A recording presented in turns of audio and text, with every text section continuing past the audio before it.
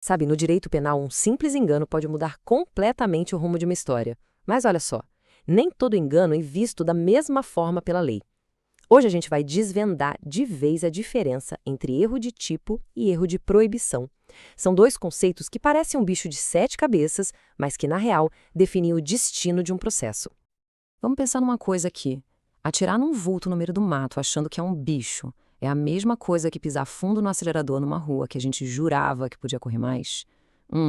As duas situações nasceram de um engano, né? De uma percepção errada. Só que, para a lei, as respostas para esses dois casos são muito, mas muito diferentes. Vamos entender o porquê. Pois é, a resposta é um não, bem grande. A lei desenha uma linha bem clara no chão separando esses enganos.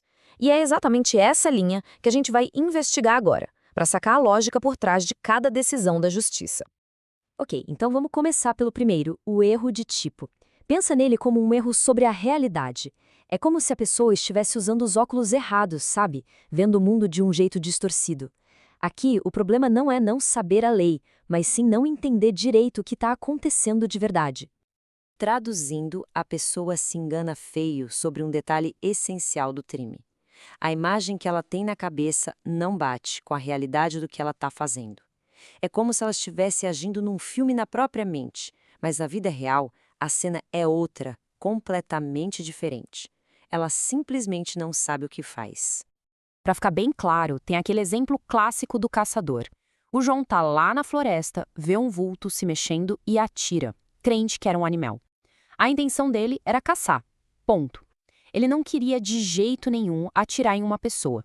O erro dele foi sobre o que era o alvo. Um engano total sobre um fato da realidade. Então, o que a gente precisa guardar daqui é o seguinte: no erro de tipo, o engano é sobre os fatos, sobre a situação real, material. A pessoa não erra sobre o que a lei diz, ela erra sobre a realidade que está bem na frente dela. Beleza, agora vamos para o outro lado da moeda. O erro de proibição. Aqui a história é outra. O engano não é sobre a realidade, mas sobre a lei. É um erro sobre as regras do jogo. E é aqui que o negócio muda de figura, sabe? A pessoa sabe direitinho o que está fazendo. A ação dela é consciente. O engano não está nos fatos, mas na crença de que aquele ato, naquela situação específica, era permitido, que tinha uma brecha na lei ou algo assim. Pega o exemplo da Maria, que ajuda a gente a entender direitinho. Ela sabe que está com o pé no fundo, ela sabe que está acelerando, não tem engano nenhum sobre o fato de dirigir rápido. O erro dela é sobre a regra daquela rua. Ela acredita, de boa fé, que ali podia correr mais. Ou seja, a questão central aqui não são os fatos, mas as regras.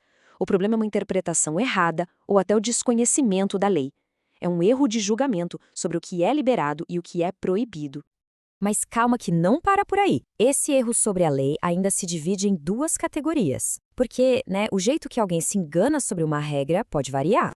De um lado, a gente tem o erro direto. É simples. A pessoa nem sonha que o que ela fez é proibido por lei.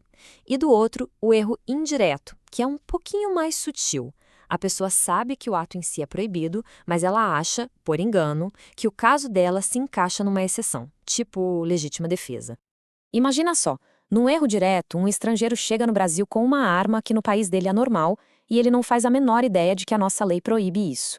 Já no indireto, o Carlos sabe que agredir alguém é crime, mas ele agride uma pessoa achando que estava se defendendo, quando na verdade a situação não configurava legítima defesa. O erro dele foi sobre os limites dessa exceção da lei. Ok, a gente entendeu a teoria. Mas e na prática? O que acontece com essas pessoas no tribunal? É aqui que essa diferença toda se torna importantíssima. Bom, o efeito prático é gigante. O erro de tipo, por ser um erro sobre os fatos, ele simplesmente destrói a intenção de cometer o crime, o que o pessoal do direito chama de dolo. E sem intenção, geralmente, não há crime. Já o erro de proibição é diferente. Ele não apaga a intenção, a pessoa quis fazer o que fez. O que se discute é se ela pode ser responsabilizada por isso, ou seja, a culpabilidade dela. Aí surge uma dúvida, né? Se o erro de proibição mexe com a responsabilidade, quer dizer que a pessoa sempre se livra da punição ou sempre pega uma pena mais leve? A resposta não é tão simples. Tudo vai depender de uma pergunta-chave que o juiz vai fazer. Esse engano sobre a lei dava para ter sido evitado? A pessoa, com um pingo de cuidado, poderia ter descoberto que estava errada. É aí que a diligência de cada um entra na jogada. E a lei é bem direta nisso. Se o erro era inevitável, quer dizer, se qualquer um naquela situação cometeria o mesmo engano, a pessoa fica isenta de pena. Mas, se o erro era evitável, se com um pouco mais de cuidado dava para saber que o ato era ilegal, a pena não é excluída, não, mas ela é reduzida. E não é qualquer redução, não. A lei crava o valor. No caso do erro que podia ser evitado, a pena vai ser diminuída de 1/6 a 1/3. Ou seja, existe uma punição, mas ela é mais branda, porque a justiça reconhece que a pessoa se enganou sobre a legalidade do que fez. Então, para a gente fechar o raciocínio, a grande diferença é essa. Um erro, o de tipo, ataca a intenção, dizendo basicamente, essa pessoa não queria fazer isso. O outro erro, o de proibição, questiona a responsabilidade, perguntando, a gente pode culpar essa pessoa, mesmo que ela não soubesse que estava errada? E tudo isso deixa a gente com uma pulga atrás da orelha, né? Essa análise toda revela um debate que é o coração do direito. No final das contas, o que pesa mais na balança da justiça? A intenção real que a pessoa tinha no coração ou o dever que todo mundo tem de se informar e seguir as regras da sociedade? É uma pergunta e tanto, que continua guiando decisões nos tribunais todos os dias.